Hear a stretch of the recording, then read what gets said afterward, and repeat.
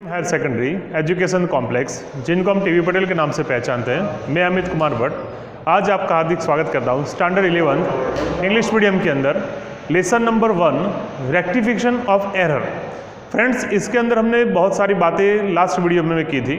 Rectification के बारे में सीखा था कि हमने जब भी वाउचर प्रिपेयर किए थे, जब भी ट्रांजेक्शन्स रिकॉर्ड किए थे, तो उस ट्रांजेक्शन्स को हम जब लिखते हैं तब जब हमारी गलती होती है तो उस गलती को हमें किस प्रकार से निकालना है। तो उस गलती को हमने सीखा था कि ये ऐसी एरर्स जो ट्रायल बैलेंस को इफेक्ट करती है और ऐसी एरर्स जो ट्रायल बैलेंस को इफेक्ट नहीं करती हैं।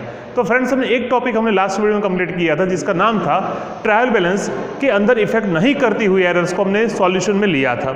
आज जो नए टॉपिक के साथ बात करने वाले हैं वो बात हमारी जो ट्रायल बैलेंस के अंदर इफेक्ट करती है उस इफेक्ट एरर्स को हम सीखने वाले हैं। तो आज का जो टाइटल हमारा ऐसा हुआ कि ऐसी एरर्स जो ट्रायल बैलेंस को इफेक्ट करती है उसके रिलेटेड हम आज बात करने वाले हैं। तो फ्रेंड्स, मैंने यहाँ पर लिखा था, एक बार फिर से आप देख सकते हो, errors that affect the trial balance. ऐसी एरर जो ट्रायल बैलेंस को इफेक्ट करती है।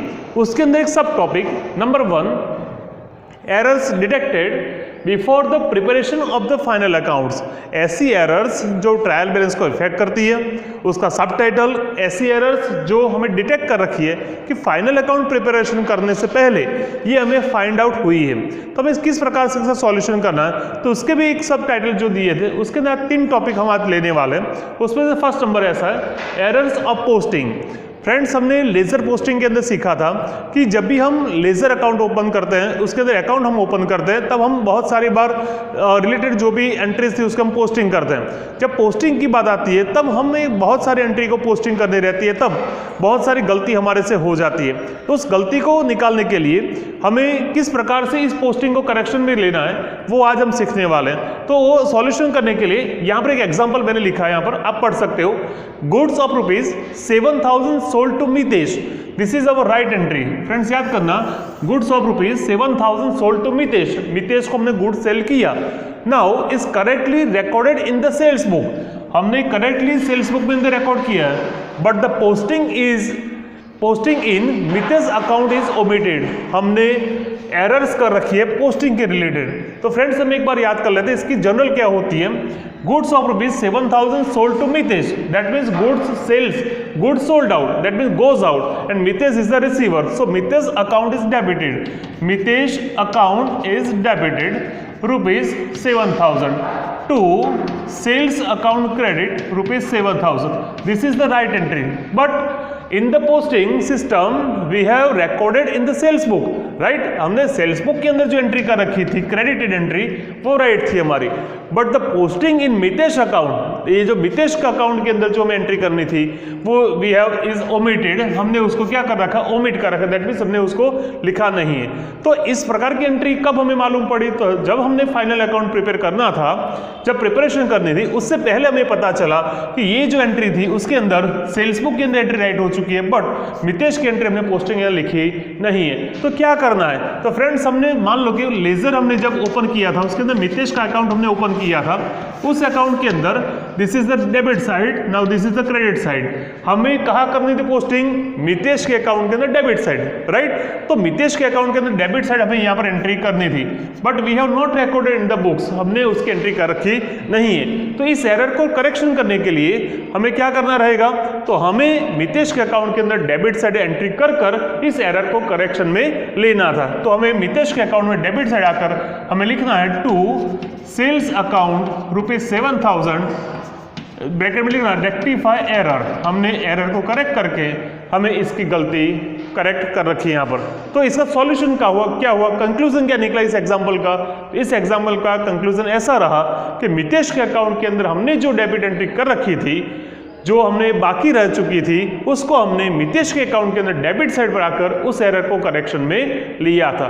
तो इस एंट्री को कैसे पहचानना है, this entry is for errors of posting करने टाइम जो एरर निकली इसका सॉल्यूशन करना हो तो आपको इस प्रकार से सॉल्यूशन करना है। पता चला?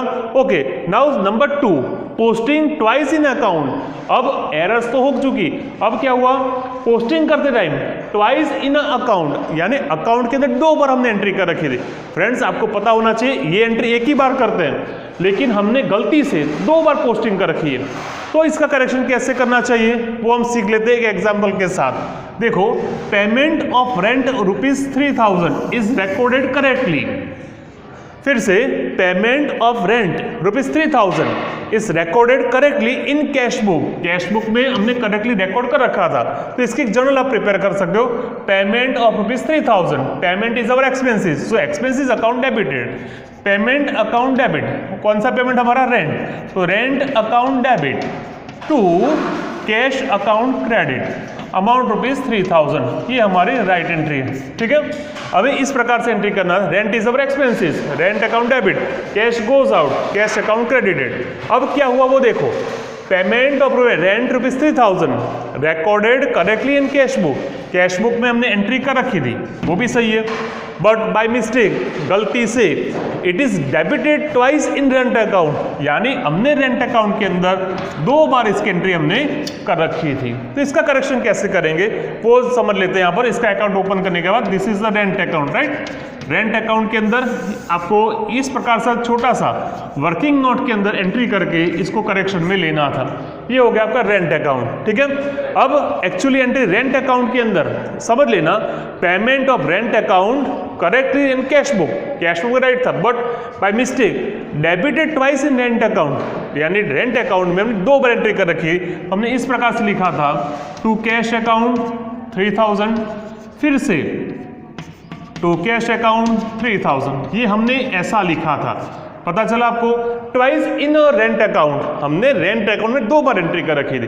फ्रेंड्स, आपको पता होना चाहिए कि हमें तो एक ही एंट्री लिखनी थी, but we have by mistake recorded in twice in rent account. So इसको करेक्शन कैसे करेंगे, तो सिंपल सी बात ही, यहाँ पर 2 एंट्री कर रखी है, एक एंट्री आप अपोजिट साइड पर लिख देते हो, तो ये गलती हमारी टोटल में से निकल जाएगी। तो आपको क्या लिखना है यहाँ पर, टू बाय कैश अकाउंट, और ब्रैकेट में लिखना था आपको रेक्टिफिकेशन एरर, है ना। ये जो एरर वाली एंट्री थी 3000 आप लिखोगे तो ये एंट्री आपकी करेक्शन में हो जाएगी। अब आप देख सकते हो यहाँ पर, तो फ्रेंड्स इस साइड का टोटल कितना हुआ, 6000, यहाँ पर 3000, टोटल करोगे 3000 आपकी डेबिट एंट्री यहाँ पर मिल सकती है। तो इस प्रकार से आप इसको भी करेक्शन कर सकते हो। फिर से 2 बार सीखा हमने, गलती क्या की थी, पोस्टिंग नहीं की थी, तो पोस्टिंग करके करेक्शन कर दिया।